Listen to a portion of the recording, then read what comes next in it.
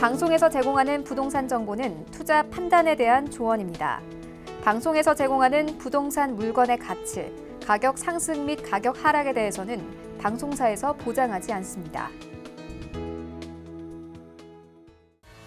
자, 부동산 정보 체크 김은재 이사님과 두 번째로 떠나볼 지역은 서울시 영등포구 영등포동 일가네요. 1호선과 5호선 함께 지나는 신길역 역세권에서 방 2개짜리 공동주택 찾아보도록 하겠습니다. 가격은요, 약 3억 7,600만 원에서 4억 3,800만 원 예상되네요. 자, 두 번째로는 영등포구 영등포동 일가에 준비해 주셨어요. 공동주택 안에서 적절한 크기의 투룸을 좀 찾아주신 것 같은데 공동주택의 위치가 정확히 어떻게 될까요? 예, 신길역 도보로 한 1분에서 2분 정도 걸립니다. 걸어서는 한 2분 걸리고요. 뛰어서는 1분 정도 걸린다고 볼 수 있겠는데요. 그만큼 위치가 좋아요. 제가 실제로 임장 활동을 나가보면 그 신길역 주변 일대는 굉장히 평지고요. 그다음에 도로망이 잘 돼 있어요. 그러다 보니까 지하철 노선도 바로 지하철이 코앞에 있다 보니까 굉장히 생활 만족도가 높은 지역이기도 합니다. 더군다나 그 영등포의 영등포동에 위치하고 있는데 그 지역 일대는 특히 여의도를 근접하고 있기 때문에 직장인 수요가 굉장히 많은 지역이기도 하고요. 더군다나 그 영등포 입지를 제가 설명드리겠는데요.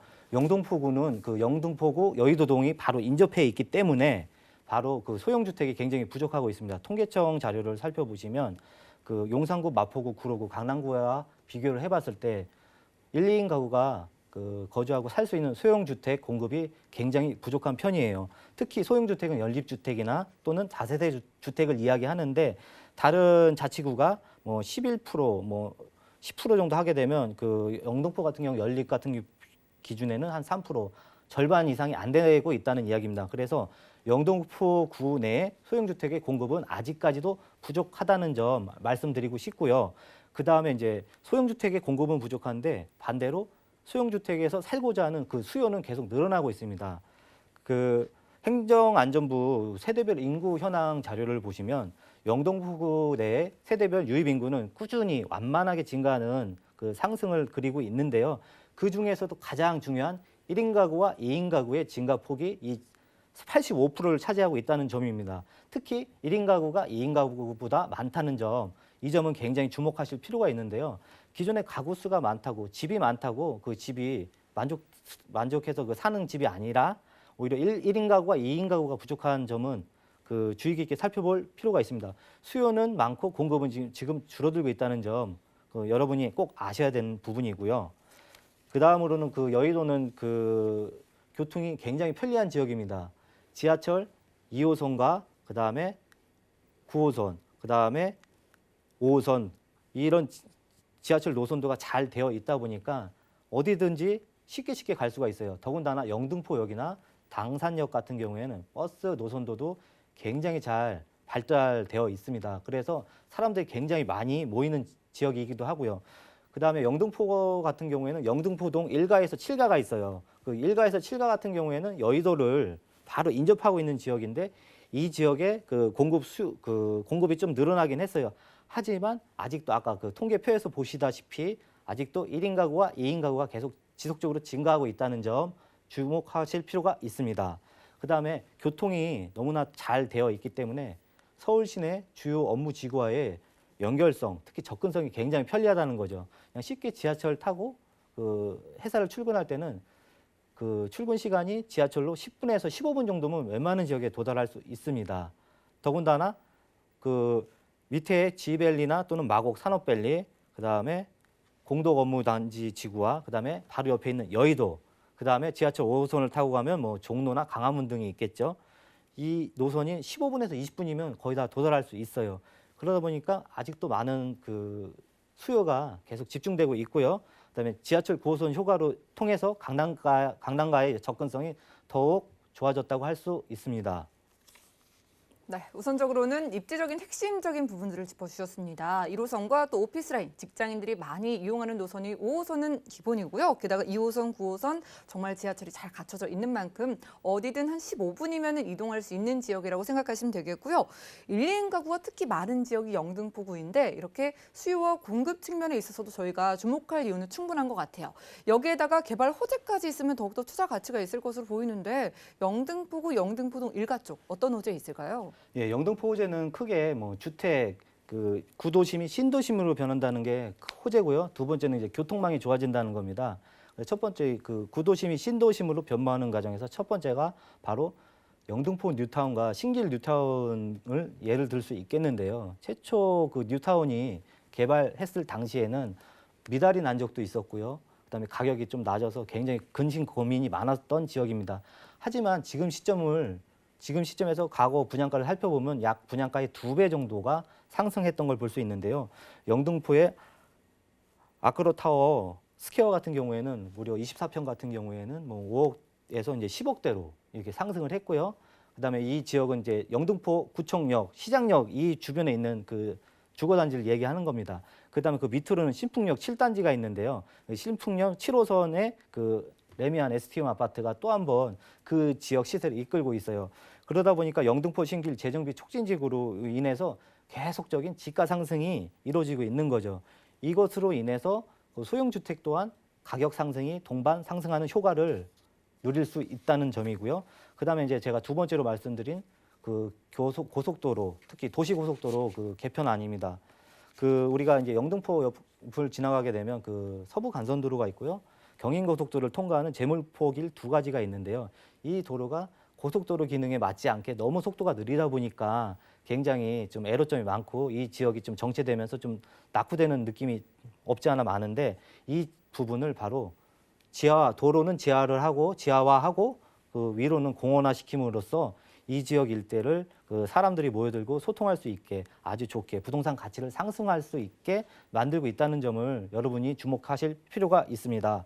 더군다나 그 서부간선도로 같은 경우에는 안양천 유후부지 그 쓰지 않는 그 땅을 활용해서 공사를 하기 때문에 개발 속도가 좀 빠르죠.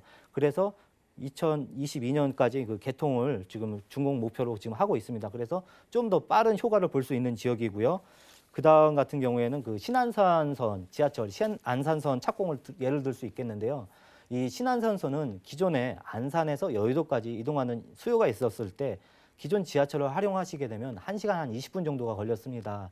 하지만 신안산선이 개통이 돼 갖고 이 노선을 이용하게 되면 대략 한 30분 정도로 그 시간을 단축할 수 있는데요. 그 교통 노선이 발전하고 이거 개통이 됐을 때 가장 큰 효과를 얻는 것은 기존 노선에 비해서 그 개통 효과, 그 출퇴근 시간이 굉장히 빨라지게 되면 그 인근 지역이 굉장히 큰 부동산 상승하는 효과가 발생을 합니다. 그래서 신안산선 개통 효과는 여러분들이 잘 지켜보실 필요가 있고요. 그다음에 GTX B 노선이 있습니다. 이 GTX B 노선은 송도에서 이제 남양주 마석까지 이제 연결하는 지역인데요. 이 송도에서 영등포, 그다음에 서울역, 그다음에 남양주 마석까지 서울 서쪽에서 동쪽으로 관통하는 광역철도망입니다. 이 부분은 아직 그 준비 중에 있고요. 이 부분 또한 굉장히 큰 호재로 다가설 예정입니다. 또한 신림동에서 출발하는 신림선 같은 경우에도 기존의 노선이 이렇게 서울 순환선, 그러니까 서울을 그 위에서 아래로 이렇게 내려가는 게 아니라 이게 가로 동쪽에서 서쪽 또는 서쪽에서 동쪽 이렇게 가로로 이렇게 이동을 했었는데 그 신림선 같은 경우에는 이게 세로로 이동을 하기 때문에 조금 더 이 지역의 이게 교통이 조금 좀 다른 지역에 비해서 굉장히 낙후됐는데 이런 효과를 통해서 더 좋아질 수 있는 효과를 맛볼 수 있습니다. 더군다나 그 영등포 같은 경우에는 그 마포구 옆에 여의도가 있고요. 그다음에 영등포동 1가에서 7가가 있습니다. 그런데 이제 영등포 같은 경우에는 그 마포대교가 있습니다. 마포와 영등포 사이에는 마포대교가 있고요. 그다음에 영등포에서 이제 영등포동 같은 경우에는 서울교가 있습니다. 그래서 이 노선이 큰 노선이에요. 근데 과거 산업화의 상징인 그 고가도로가 있기 때문에 이 부분이 굉장히 병목 현상이 나타나고 있는 거죠. 기존에 이제 8차선이나 뭐 10차선 이상의 큰 도로에서 이제 영등포로 진입하게 되면 항상 이 구간에서 막히다 보니까 굉장히 도로가 정체되고 이 주변 시설이 굉장히 낙후된 경우가 있었어요. 그래서 이 부분을 이제 없애고자 국가도로를 없애면서 이 부분을 도로를 넓히게 되고요. 또 공원화 조성 사업을 하게 됩니다. 그래서 이 일대가 다시 한번 또 새롭게 변모하는 과정을 지켜보실 필요가 있습니다. 네, 앞으로의 영등포가 변화될 모습에 대해서 큰 기대감 가져봐도 좋겠습니다. 영등포 뉴타운에 대한 고민을 떨쳐셔도 좋을 것 같은 게 뉴타운 호재 초기 때보다 무려 2배 가까이 가격이 상승한 지역도 있다고 하고요. 거기에다가 신안산성 개통 소식에 GTX 비노선 호재까지 교통 호재까지 안고 있는 지역이었어요. 바로 이렇게 개발 호재가 많은 지역에 1, 2인 가구가 늘어나고 있다면 이 지역의 그 주택의 가치도 동반 상승을 할 텐데 오늘 저희가 만나보는 역세권의 공동주택 안의 투룸은 시세가 어떻게 될까요? 예, 지금은 이건 지어지고 있는 앞으로 분양 그 건물 지어지고 있는 중이고 진행 중인 건물이고요. 그다음에 이 건물의 높이는 20층입니다. 그다음에 총 세대 수가 200세대가 넘고요. 그다음에 방 2개 거실, 그러니까 좀 넓은 방 투룸을 생각하시면 좋을 것 같습니다. 그래서 이 건물의 시세는 3억 7,600에서 4억 3,300만 원, 이게 좀 타입별로 여러 개 나와 있고요. 그래서 이걸 임대 전세로 그 예상을 할 때는 2억 9천에서 3억 4천 정도 예상을 할 수 있습니다. 그래서 실제 전세를 안고 투자한다 이렇게 가정을 하시면 8천에서 약 한 9천만 원 정도가 필요합니다. 그리고 이제 월세로 전환을 하게 되면 보증금 2천에서 3천, 그다음에 월세는 110에서 120만 원 정도를 예상할 수 있고요. 그래서 대출을 안고 월세 투자를 진행할 때는 대략 2억 원 정도 금액이 필요하면 필요하다고 생각을 합니다. 네, 가격 확인하고 왔습니다. 신길역 역세권 주변에서 한 20층 정도 이루어진 공동주택 안에 투룸을 좀 소개해주고 계세요. 여의도와도 가깝다는 점이 우리가 또 한 번 더 보게 되는 그런 이유가 될 것 같은데 투자 포인트 어떻게 보시나요? 예, 영등포는 1, 2인 가구가 가장 밀집된 지역 중에 하나입니다. 뭐 강남구, 마포구, 그다음에 영등포구입니다. 근데 영등포구의 그 1, 2인 가구는 계속적으로 증가하고 있고요. 근데 더 좋은 거는 지금 영등포 같은 경우에는 아직 개발 중이에요. 그다음에 여의도 일대도 또 이제 앞으로 개발을 앞두고 있고요. 그다음에 그 옆에 있는 목동도 개발을 앞두고 있습니다. 이 목동, 영등포, 여의도 이 세 가지 중에서 영등포가 먼저 개발 중이 있습니다. 그래서 가장 먼저 선점 효과를 누리시게 되면 영등포와 여의도, 목동 이 세 가지 중에서 이게 순차적으로 가장 개발 효과를 누적으로 누릴 수 있는 지역이 영등포라고 생각이 듭니다.